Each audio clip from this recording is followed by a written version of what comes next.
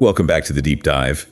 This is where we take some really complex source material. Sometimes it's historical, sometimes theological, but it's always challenging. We try to pull out the actionable intelligence, the stuff you can use right now. Exactly. And today we are going deep into some really fundamental concepts of the spiritual life. We really are. We're talking about anxiety, about suffering, and the surprising power that comes from faith when it's combined with a kind of radical humility. That's absolutely right. And what's amazing is that our sources for today, they present this stunningly unified perspective on human suffering and, more importantly, its solution. A unified perspective is rare. It is. And they all seem to focus on what we're calling a spiritual transfer protocol. Okay, a transfer protocol. Unpack that. It's the deliberate, intentional offloading of our anxieties and our burdens onto a higher power. So our mission today is super practical. We want to dissect the moment-by-moment mechanics of how you actually do that. Right. We're asking what the real prerequisite for power is, especially when the world is constantly telling you that power comes from, your own internal strength and your self-reliance. And what's so interesting is how the sources redefine suffering itself. Yes, this jumped right out at me.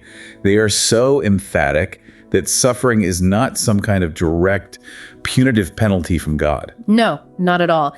It's consistently framed as the natural consequence of wandering away from his path, from his design. And that's a crucial distinction because it completely changes the solution, doesn't it? It changes everything. Look, if suffering were just punishment, the solution would be to become perfectly good, right? Which is impossible. Exactly. It's an impossible, self-defeating goal.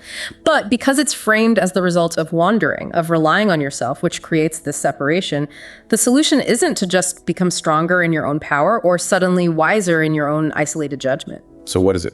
The solution is presented as something very different. It's an immediate rescue, which is then followed by a total change in your spiritual posture. Okay, let's dive straight into that. Because to really get our heads around this idea of rescue and transfer, the sources keep pointing to one very dramatic, very relatable moment of failure in the Gospels. The ultimate analogy for sinking. Spiritually, psychologically, you name it. You're talking about Peter on the water. We're talking about Peter walking on the water in Matthew. And, this story is so often used as just an example of failure, but our sources today, they use it as the perfect illustration of the mechanism of rescue. It's such a high-risk scenario. I mean, Peter is literally doing the impossible. He's defying physics. He is. Until the moment he shifts his focus, the text is so specific. It says, "But when he saw that the wind was boisterous, he was afraid, and beginning to sink, he cried out, saying, 'Lord, save me.'" Let's just sit with that image for a second. The boisterous wind. I mean, today, that's the chaos of your newsfeed, right? Yeah. It's financial uncertainty, a health crisis, political insanity. It's all of it. These external factors are constant, but you have to notice the sequence in the text. It's critical. Peter saw the wind, then he became afraid, and only then did he begin to sink. So the wind itself didn't sink him. Not immediately. It was his fear, which was a direct result of switching his focus from Christ to the chaos. That's what initiated the failure, that physical sensation of beginning to sink. I mean, that's the perfect metaphor for the onset of that paralyzing anxiety we all know. And that's what feels so real to us today.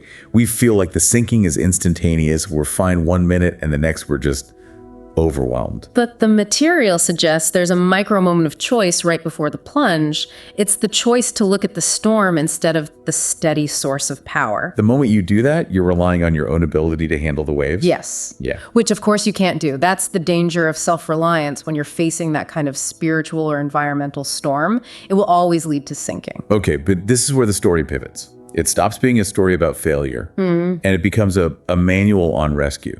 That's it. And the sources all zero in on Jesus' immediate response. This is the part we so often overlook. Peter cries out, "Lord, save me." The text doesn't say Jesus waited or gave him a lecture or sighed. Yeah, none of that. No. The crucial action is this.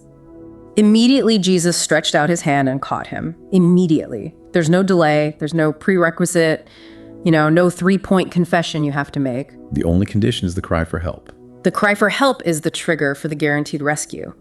When we find ourselves sinking overwhelmed, fearful, paralyzed, and we cry out, Jesus reaches out.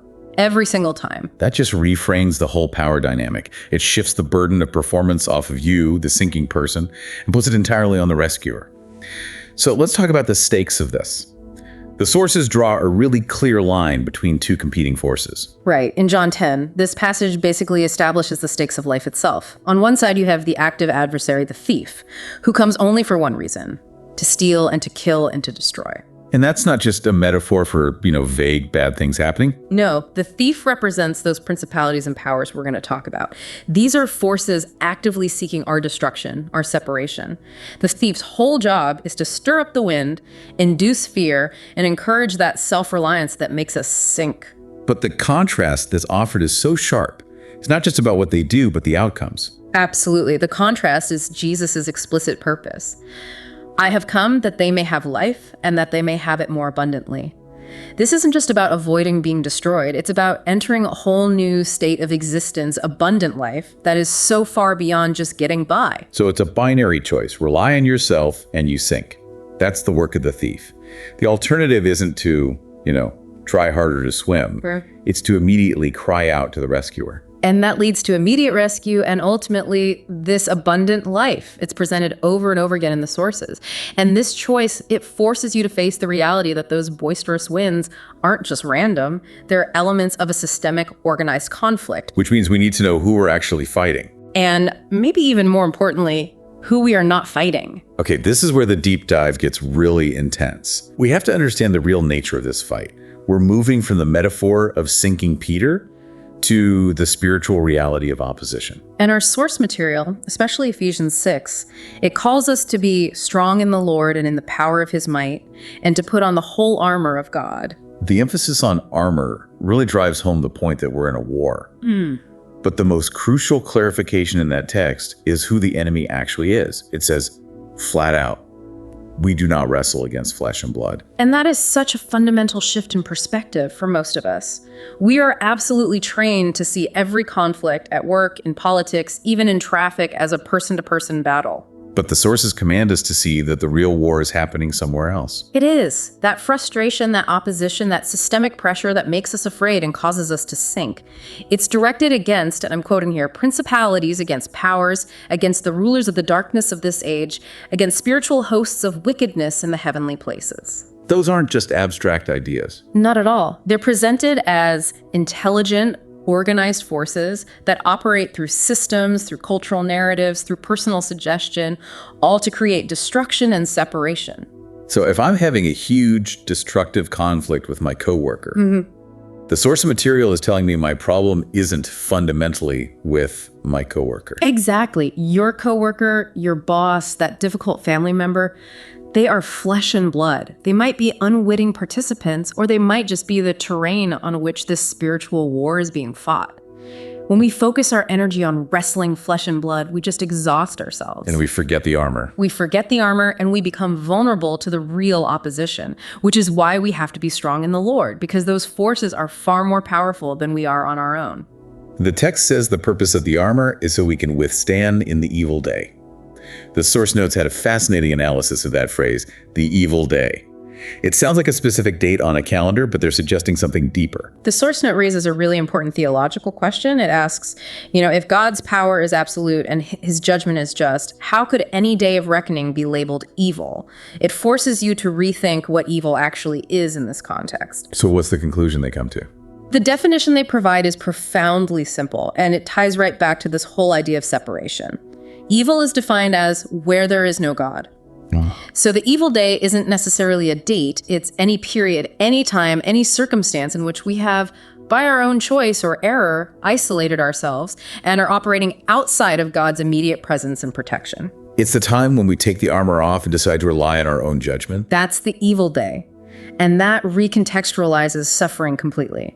If suffering and the evil day are just the natural result of stepping outside the light, of operating where there is no God, Right. then we have to understand the mechanism of that separation. Because you hear it all the time, people lamenting that God has abandoned them or that his power has somehow diminished. And the book of Isaiah is the definitive text that just corrects that fatal misunderstanding. It's so clear. The Lord's hand is not suddenly shortened that it cannot save. His ear hasn't grown heavy that it cannot hear. His capacity to save is absolute. It's unchanging. So if it's not a failure on his end, where does the fault lie? The truth is pretty stark. It says, "But your iniquities have separated you from your God, and your sins have hidden his face from you, so that he will not hear. So it's our actions, our self-initiated choices to wander our sins that create the distance. We're the ones who pull away. We pull away, and that distance naturally hides his face from us. And the sources then ask, well, what's the root cause of that initial wandering? And they have this powerfully simple statement that merges the psychological fear with the spiritual state. Yes, faith failing leads to sin and is sin. When we choose to rely on our own perception of the boisterous wind, we're operating without faith.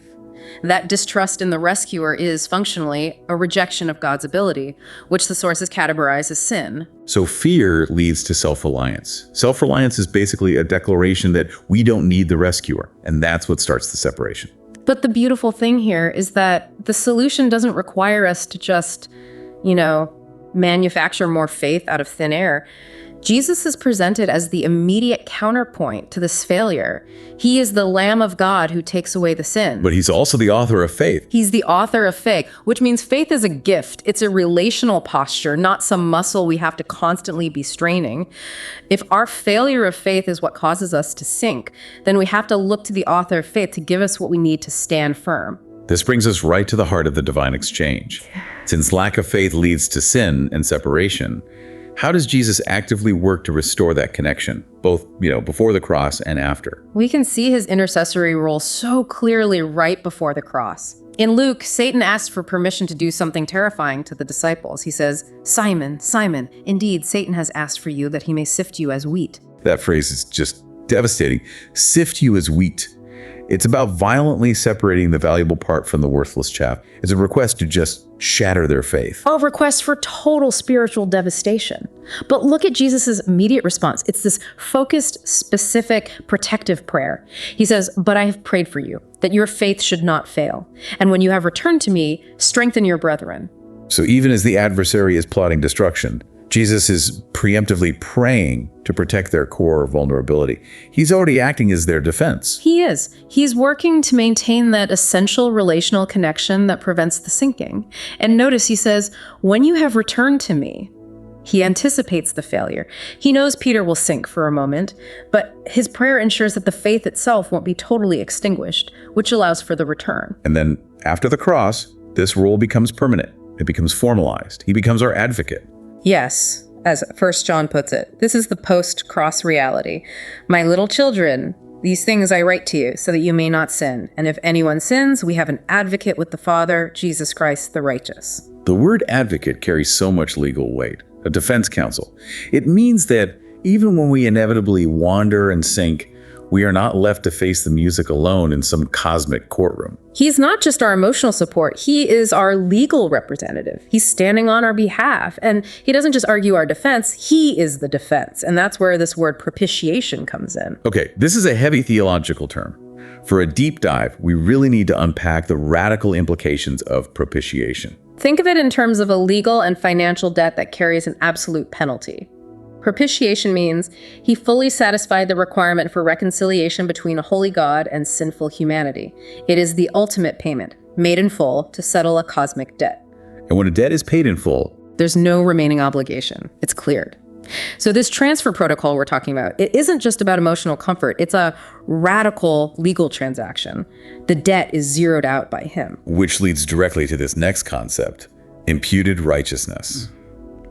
And this is where so many modern, hyper-independent people, myself included sometimes, can really stumble. We stumble because it contradicts our most foundational cultural belief, that our self-worth is determined by what we achieve, by our own effort.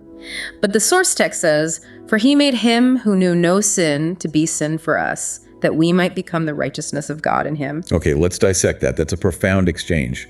What does it functionally mean for me to become the righteousness of God in him? It's the ultimate divine swap. Imagine you're standing before a judge and you are just covered in your debt, your unrighteousness, all your sinking moments, all your wandering.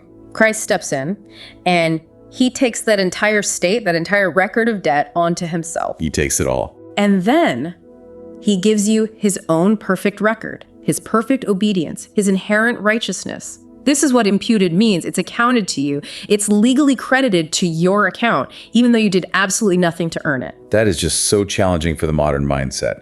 We are taught from birth that if you didn't earn it, it's not really yours. This concept suggests our entire standing before God is based on a gift received. not a record we maintain. It shatters the whole meritocracy of self-reliance. It means the anxiety we all feel about having to be good enough is already solved by this transfer. The separation caused by sin is just eliminated. So if the propitiation is complete and our righteousness is imputed, what about the day-to-day failures? Because we will still look at the wind and start to sink. We will wonder. Of course. And that's why the assurance of forgiveness is so essential to making this practical. And the sources make it so simple. So simple. If we confess our sins, he is faithful and just to forgive us our sins and to cleanse us from all unrighteousness. I love that word, just. It's not just that he's being kind. It's a legal imperative. Because the debt has been paid, God is just. He is obligated by his own righteousness to forgive and cleanse us when we confess. The path back is always simple, it's immediate, and it's 100% assured. Confession is just acknowledging the wandering. The response is immediate cleansing from all unrighteousness. Okay. This brings us to a massive tension point, and I think anyone listening will feel this immediately. If the rescue is guaranteed, if he's the propitiation for all our sin, and if forgiveness is that simple, why are we still suffering? Why do the boisterous winds still feel so real that they sink us every Tuesday morning? What's the missing link here? That is the perfect question. And the sources provide a unified answer that leads us right into the action plan. The missing link is the posture required to receive the completed work. The posture. We already established that God's solution isn't for us to become stronger in our own power. The world demands strength, intellect, independence. But the sources define that very reliance on self as the precise resistance that maintains the separation. So the required spiritual posture it's humility, which the world sees as weakness, as being a doormat. The world sees it as weakness, but the sources consistently present it as the prerequisite for divine power. It completely flips the cultural script on its head. And this isn't just, an academic humility agreeing you're flawed. No, this is a way of life defined by active, conscious trust in God, even when it seems counterintuitive or strange. It means deliberately not relying on your own strength, your resources, or your intellect when you're facing a crisis. When we rely on self, we choose our own way, and that, according to the sources, is the very root of pride. Exactly. And if you look at the book of Proverbs, it gives this really clear diagnosis of this disease of self-reliance. It paints a picture of those who resist this posture, and it breaks them into two groups: the wounded and the strong. Okay, the wounded and the strong. Let's start with the wounded. Proverbs describes the trajectory of the wounded person. A man who isolates himself seeks his own desire. He rages against all wise judgment. Notice that chain reaction. Isolation leads to seeking only their own desires, their own comfort, their own vengeance, and this self-focus makes them resistant to any outside counsel, even wise counsel. And once that isolation is established, it makes the person a prime target for the adversary. It's the roaring lion seeking whom he may devour. The wounded person essentially builds their own prison of self-validation. Perfectly put. Then you have the strong man. Proverbs suggests these are the ones whose hearts are haughty or proud. They're strong because they depend on their own muscle or their academic credentials, their money, their sheer willpower. They're the ones who think they can handle the boisterous wind without crying out for help. They are defining themselves by their own strength, not the rescuers. And this inherent danger for both the wounded and the strong is summed up in Proverbs 21. Every way of a man is right in his own eyes, but the Lord weighs the hearts. That is the most insidious form of pride, isn't it? That internal conviction that my way is the right way, that my isolated perspective is all I need. It prevents the necessary transfer of weight. When we operate in this destructive one-way, my-way mentality, we reject the possibility that God's way, which often looks like weakness, like humility, is actually superior. It's rejecting the rescuer's plan in favor of the sinking person's plan. So pride isn't just puffing out your chest. It's intellectual isolation and total dependence on yourself, whether you feel strong or wounded. It's the rejection of the radical transfer. And the antidote is meekness, which again is another word that's totally misunderstood. We think of meekness as passivity, but Matthew 5 says the meek will inherit the earth. That doesn't sound passive at all. That sounds like extreme power. Because true meekness is not weakness, it's power under total control. Think of a massive river that's been dammed. The power hasn't been eliminated. It's been channeled for maximum effect. A meek person has spiritual strength, but they use it in perfect submission to God's will and timing. They recognize their dependence. Which is the exact opposite of the isolated, self-validating man in Proverbs. And this brings us right back to grace. We know grace is unmerited favor, we don't earn it. And yet there's this condition on our posture. James 4, God resists the proud, but gives grace to the humble. Grace is free, but receiving it requires a deliberate posture of humility. If we're proud, if we're self-reliant and convinced our way is right, we are actively resisting the very source of divine power. That word resists. It implies physical opposition. God is literally standing opposite the proud person who is trying to lift themselves up.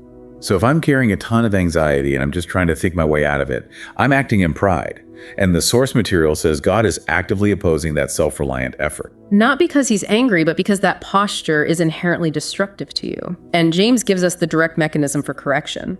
Humble yourselves in the sight of the Lord, and he will lift you up. It's an explicit guarantee, a divine contract. You fulfill the posture of humility. And he fulfills the promise. He lifts you up. This sets the stage perfectly for the practical day-to-day application.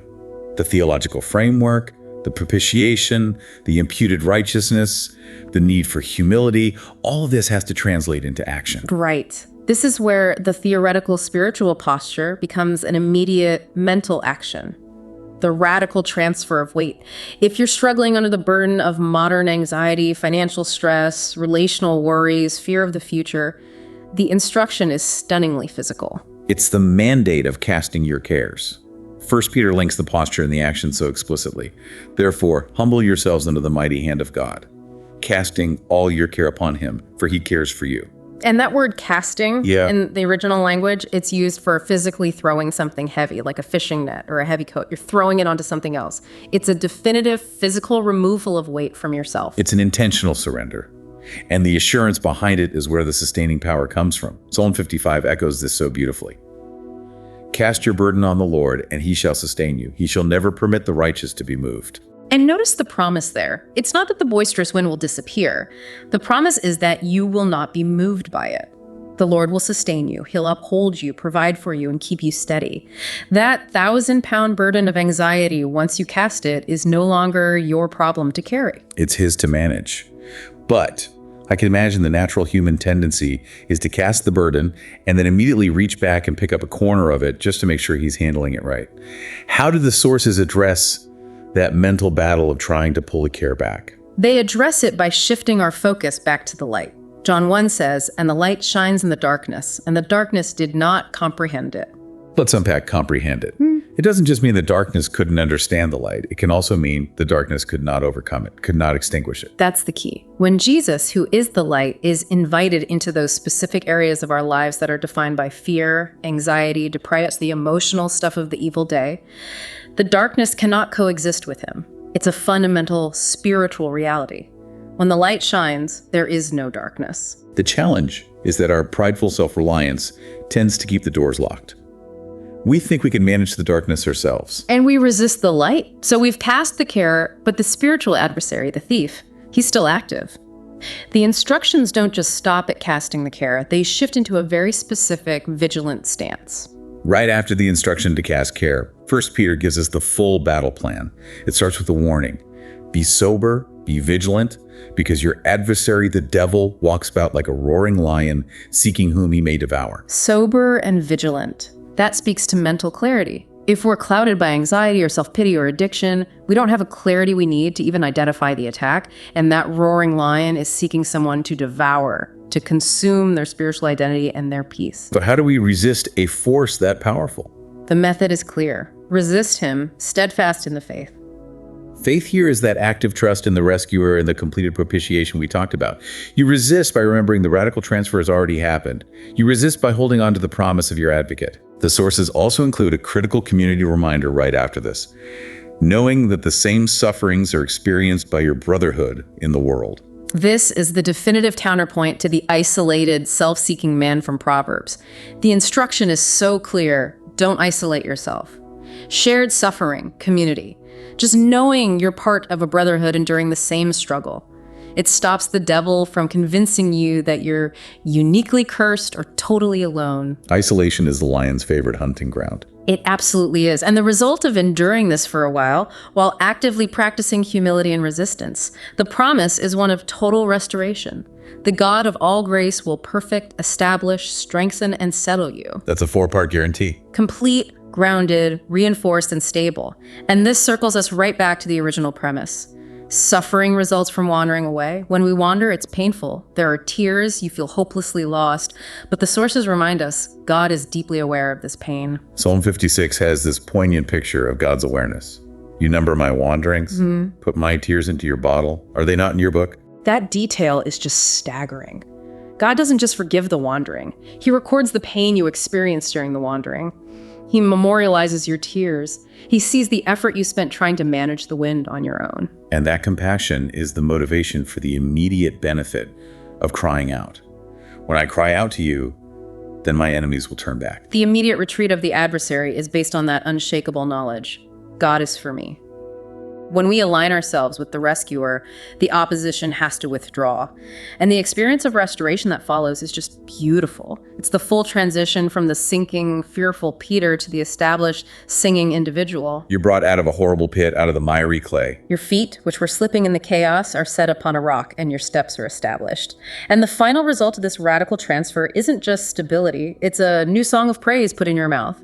You move from existential fear to active worship. This entire framework, wander, sink, cry out, embrace humility, stand firm, and sing a new song, it all hinges on that one initial decision. To abandon self-reliance and embrace the humble posture. Okay, so for the listener who has absorbed all the theology and the principles, the question remains, what do I do tomorrow morning when the wind starts blowing?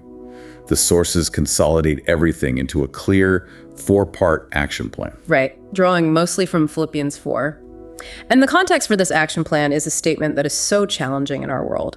Rejoice in the Lord always. The Lord is at hand, therefore be anxious for nothing. We are just bombarded with reasons to be anxious. We're constantly chasing security, money, health through our own ceaseless effort. The sources recognize that, but they ground the command, be anxious for nothing, in the immediate reality that the Lord is at hand.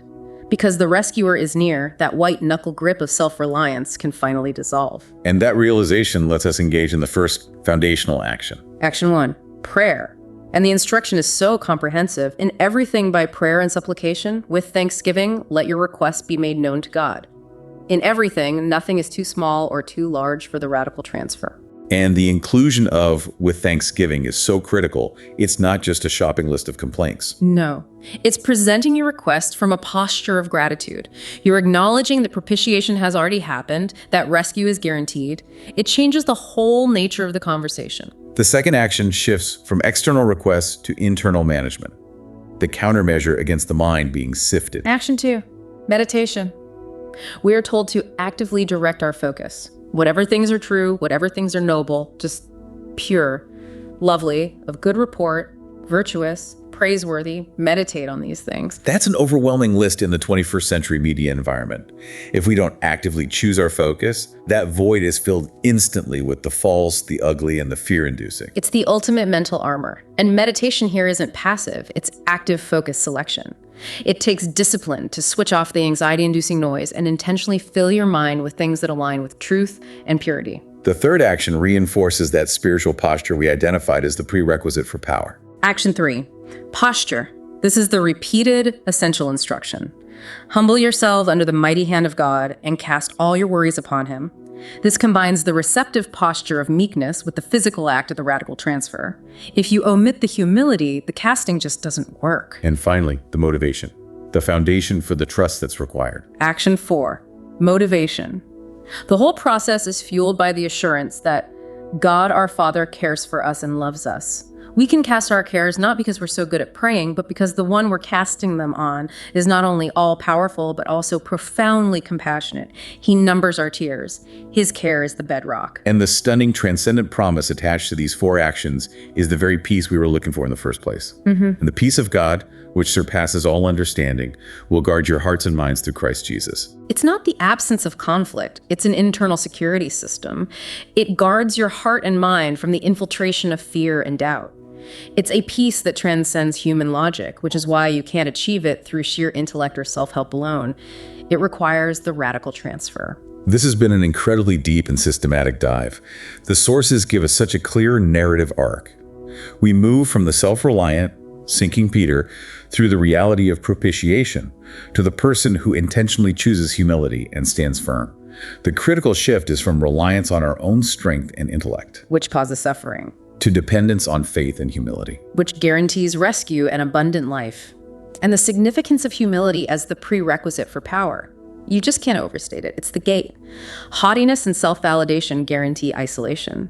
But humility, the acceptance of dependence, unlocks the grace and power needed to be settled and strengthened. The path to that surpassing peace is active, it's structured, and it's profoundly relational. And for you, our listener, here's the provocative thought to carry forward from this deep dive. The sources tell us that suffering results from wandering away. But they also assure us that God numbers our tears and cares so deeply that He commands us to cast our burdens onto Him. If that radical transfer guarantees a peace that surpasses all understanding, what specific, heavy, self-inflicted burden, a financial worry, a relational anxiety, a career insecurity, are you still clutching in your hand, resisting the transfer?